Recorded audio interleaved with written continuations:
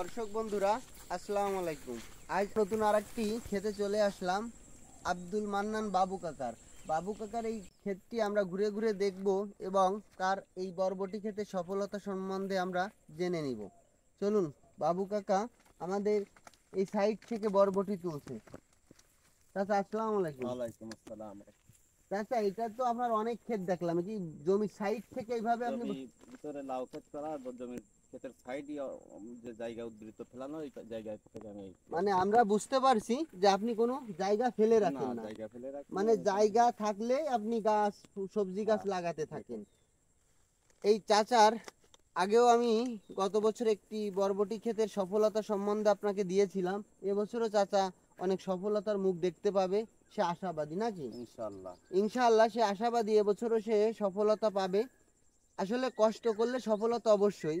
সে কিন্তু বসে নাই। গত বছর যে ক্ষেতটি আমরা দেখেছিলাম, তার ঝড়ে অনেক ক্ষতিগ্রস্ত হয়েছিল। সেই ক্ষতিগ্রস্তর পরেও কিন্তু সে থেমে নাই। এবছরও সে বরবটি ক্ষেত করছে একটা জমির সাইড থেকে। আমরা তাহলে বুঝে নিব, কোনো জমি ফেলে রাখবো না। অল্প জমি হোক আর বেশি হোক, জমিতে চাষ করলে ভালো ফলন সম্ভব যদি মন দিয়ে করা হয়। দেখতে থাকি আমরা এই সাইডটা। এখানে আমার 1% 1.5% জমির মতন আছে, তা আমি 2 দিন বাদে একদিন 15 কেজি 20 কেজি ফল 1.5% জমির মধ্যে দিয়ে 1.5%? 1.5% জমির মধ্যে আমি প্রতিদিন একদিন বা 2 দিন বাদে আমি প্রায় 15 কেজি 20 কেজি করে ফল সংগ্রহ করি। সংগ্রহ করেন, তা আপনি আসলে মনের থেকে অনেক আনন্দিত না আপনার গাছ? আলহামদুলিল্লাহ, গাছগুলো যদিও কষ্ট অনেক বেশি, কিন্তু এই ফলগুলো যখন সংগ্রহ করা হয় তখন খুব মনের ভিতরে আনন্দ লাগে। এটাই চাচা, আসলে কষ্ট করলে সফলতা পাওয়া সম্ভব নাকি? জি ইনশাআল্লাহ, আলহামদুলিল্লাহ।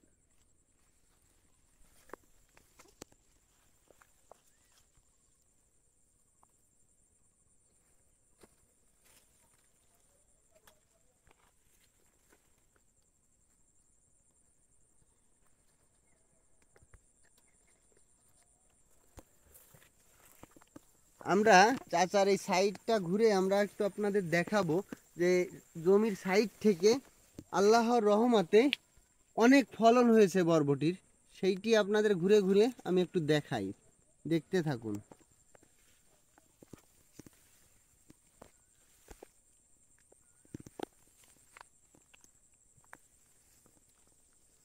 দেখুন, এই যে আমরা জমির সাইড থেকে ঘুরতেছি আর দেখতেছি, দেখুন।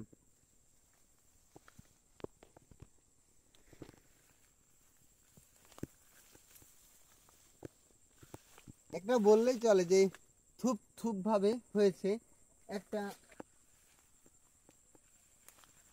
দেখুন, মাটির থেকে শুরু করে উপর পর্যন্ত অনেক সুন্দর।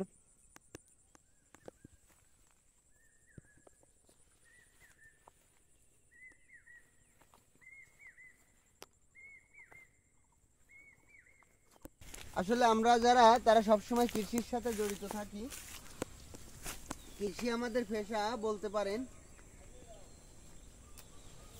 আমরা কৃষিরে পেশা হিসেবেই বেছে নিয়েছি। দেখুন, অনেক সুন্দরভাবে ঝুলছে।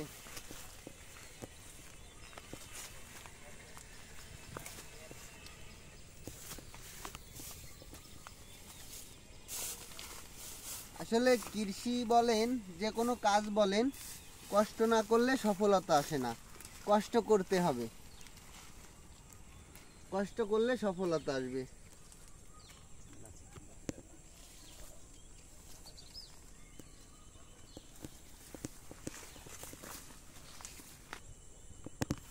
কোনো পোকা নাই, খুব সুন্দর হয়েছে।